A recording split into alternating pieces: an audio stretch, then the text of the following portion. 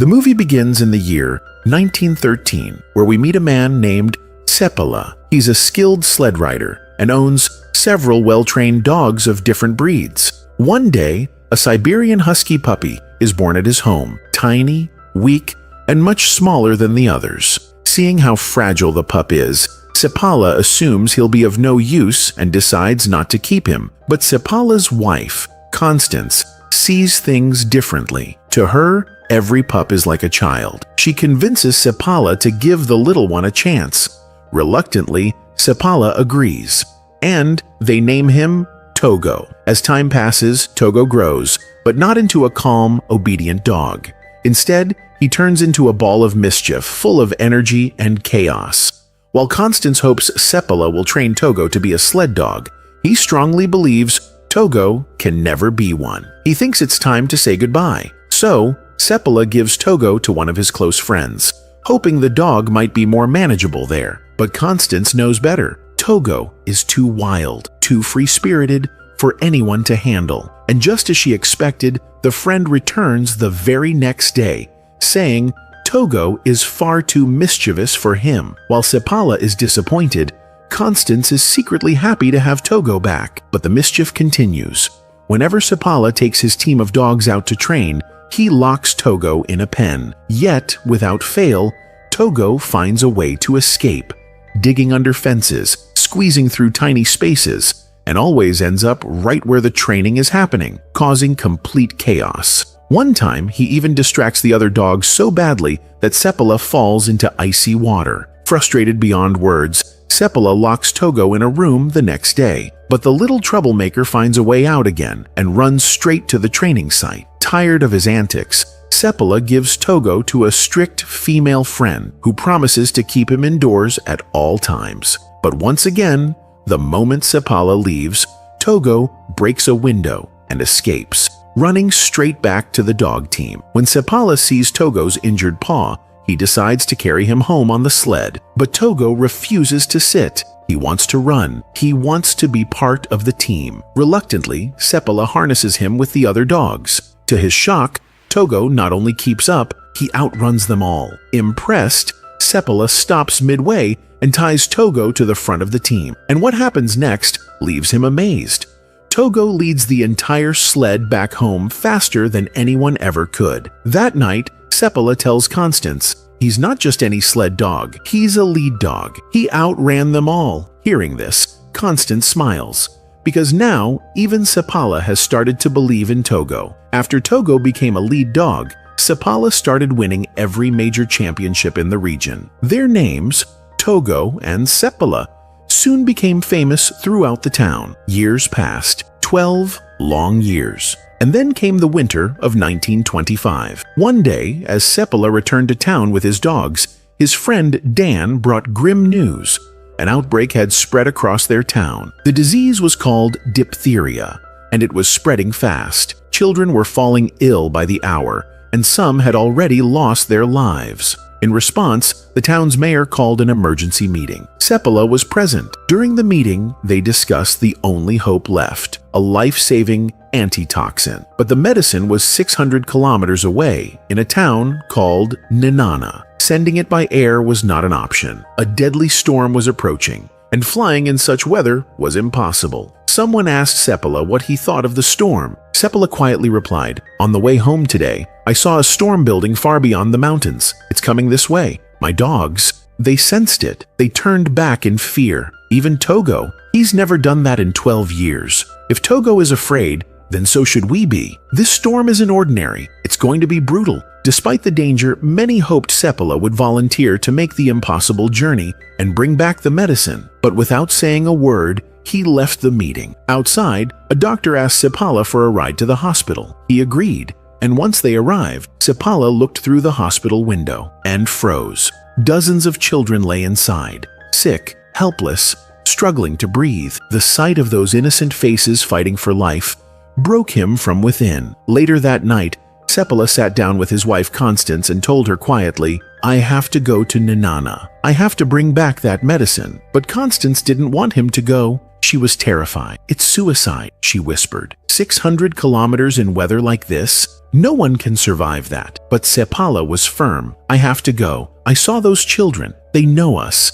They believe in us." Then he added, "And I'll take Togo with me." Constance was shaken. "Togo is 12 years old now," she said. "You yourself said he couldn't even run 115 miles anymore. And this journey is 600 miles. You love him, Sep, and I don't want you to be the reason he dies." But Sepala looked away. In his heart, he knew this journey could only be made with Togo. The next morning, Sepala bids farewell to his wife and sets out toward Nenana. The further he goes with his dogs, the fiercer the storm becomes. The blizzard is so intense that Sepala can barely see ahead. Togo is at the lead, and Sepala keeps urging his team to push forward. He has to reach Nenana, get the medicine, and return before it's too late. As they descend a steep slope, Togo suddenly stops. Sepala is confused. Why has Togo halted here? He steps off the sled and walks ahead, only to see a deep, deadly ravine in front of them. Somehow, in the middle of the blizzard, Togo had sensed the danger and stopped just in time. He had just saved all of their lives. But Sepala notices something else. Togo's paw is bleeding. The long journey is starting to take its toll on the aging dog. After a full day of grueling travel, they arrive at a small outpost. A doctor there sees the condition of Togo and warns Sepala. He's exhausted. He's too old for this. Please let him rest. But the next morning, Sepala and Togo are back on the sled, leading the pack into the heart of the brutal storm once again. Back in town, the situation at the hospital is growing worse. More children are falling ill, and time is running out. Meanwhile, Sepala pushes forward, taking dangerous shortcuts to reach Nenana faster. He comes across a frozen lake. It's a risky path. One wrong move, and the ice could break, drowning them all. And to make matters worse, a terrifying storm is heading straight toward them. But Sepala doesn't stop. He shouts to his dogs, "Go!" Togo charges forward, leading the way across the ice. The sled begins to shake. The ice cracks beneath them, but Togo doesn't stop. He pushes ahead, racing with unmatched speed, guiding them safely across. By nightfall, they reach another outpost and take shelter. Meanwhile, Sepala's wife visits the town mayor, who informs her that the medicine has already been sent from Nenana. It's en route, and if things go right, Sepala should meet the delivery halfway, but she fears otherwise. "My husband, he's probably taken the shortcut," she says. "If they don't meet him on the path, he'll keep going, and his journey will only become longer and more dangerous." The next morning, Sepala and his team set out once again. Despite Togo's worsening condition, he refuses to stop. He keeps running, pulling, leading, fighting against time and the storm. Sepala, exhausted, can barely keep his eyes open, but his dogs are still charging forward with the strength of lightning. Every second matters. Meanwhile, on a different path, we see a man named Henry, the one tasked with bringing the antitoxin from Nenana. He's moving steadily, hoping to meet Sepala. But there's a problem. Henry is far up the trail, and Sepala, due to the shortcut, is far below on another route. Unless their paths cross soon, Sepala might go all the way to Nenana, only to find that the medicine is no longer there. Henry calls out for Sepala, running after him, but the blizzard winds are so loud that Sepala doesn't hear him. Just when Henry loses hope, something unexpected happens. Togo hears Henry's voice and stops running. A moment later, Sepala turns around and comes back. Henry is surprised and relieved. He hands over the antitoxin, the very medicine Sepala risked everything to retrieve. That night, they rest at a nearby outpost. Seeing Togo's weak condition, Henry advises Sepala to leave the dog behind. He won't survive the return journey. "I've already lost too many dogs to this storm. Don't lose him too." But Sepala refuses. His voice is calm but firm. "Togo is my lead dog. Without him, I can't make it back." And with that, Sepala sets off once again, this time with the life-saving serum in hand. On the way back, he's faced with the same deadly frozen lake they crossed before. The shortcut is dangerous. One wrong step, and they could all fall through the ice. But if they take the long route, it would cost them another full day, and time is something those children don't have. So Sepala takes the risk. He looks at Togo and says, Let's go, boy. Togo leads the team forward, sprinting across the cracking ice. Beneath them, water begins to bubble up, signaling the ice is about to give way. If they don't make it across in time, they'll all drown. But Togo and the team race ahead with everything they've got. They just barely reach the edge before the ice breaks away. Suddenly, the ice floe they're standing on detaches and begins drifting into the freezing water. Acting quickly, Seppala lifts Togo and throws him toward the shoreline. "Pull!" he shouts. Togo, injured and exhausted, digs his claws into the snow and pulls with all his might. Inch by inch, he drags the floating chunk of ice and the entire sled team back to safety. They survive. Later, they return to the outpost with the same doctor who had warned Seppala about Togo. When she sees the dog, her eyes fill with tears. "He's dying," she whispers. "He's given everything." Seppala's heart sinks.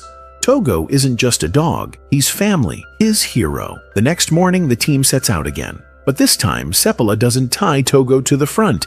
He gently places him on the sled, hoping to let him rest. But Togo won't stay down. The old dog stands up and walks to the front of the line, taking his place once again. Seppala tries to stop him, but Togo refuses to quit, and Seppala finally understands. Togo still wants to lead. The journey continues, and the storm only grows more brutal. Visibility drops to nothing. Seppala can't see a thing. He comes up to Togo, places his hand on his fur, and says, "I don't know where we are.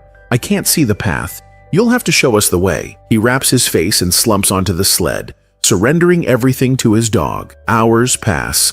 Then, suddenly, Togo stops. Seppala looks around and realizes not only has Togo stopped, but so have all the other dogs. He walks over, kneels beside Togo, and says, "You have to get up. We have to keep going." They had to keep moving. If they didn't leave now, they were all going to die out there. But Togo, he couldn't respond.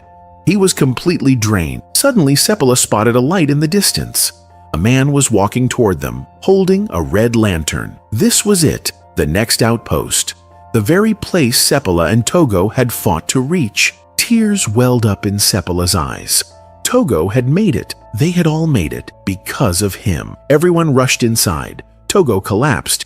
His strength was gone, his body trembling with exhaustion. Inside the outpost, a man named Gunnar was waiting. He had been sent by Seppala's wife to carry the medicine from here to the town of Nome, where sick children were waiting, their lives hanging by a thread. That night, they rested. By dawn, Gunnar hitched up his dogs, took the medicine, and raced off into the frozen distance. Hours later, he reached Nome. The children would live. A reporter was already waiting. The story had spread all the way to New York. A lone sled rider battling blizzards across 600 miles of Alaskan ice, risking everything to save dying children. The reporter assumed it was Gunnar who had made the journey and published his name across the headlines. When Seppala's wife saw it, her heart sank. Togo's name and Seppala's were nowhere to be seen. Meanwhile, Togo was slowly recovering. When he was strong enough, he and Seppala returned to Nome,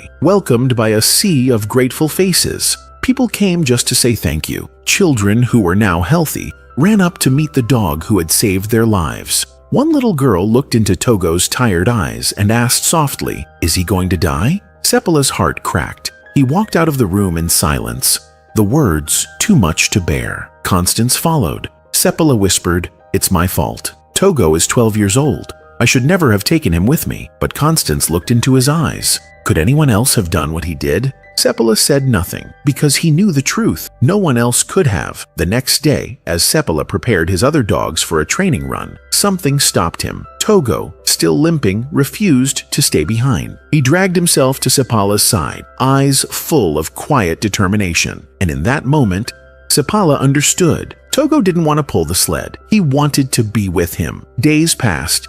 Togo healed, and together, Seppala, his wife, and Togo began traveling again, not for duty, but for life. Over the next 2 years, Togo fathered many pups. People came from far and wide to take them home. Strong, brave dogs born from a legend. They were given a new name, Seppala Siberians. In 1929, Togo passed away, but Seppala never stopped training dogs. Though Togo became a hero in Alaska, the world gave credit to another dog, Balto, the one who completed the final leg. A statue was built for Balto in New York. What the world didn't know was that Balto had been trained, raised, and guided by Seppala himself. And it wasn't until 2011 that Time magazine finally wrote the truth. Togo, the most heroic animal of all time. And that's where this story ends.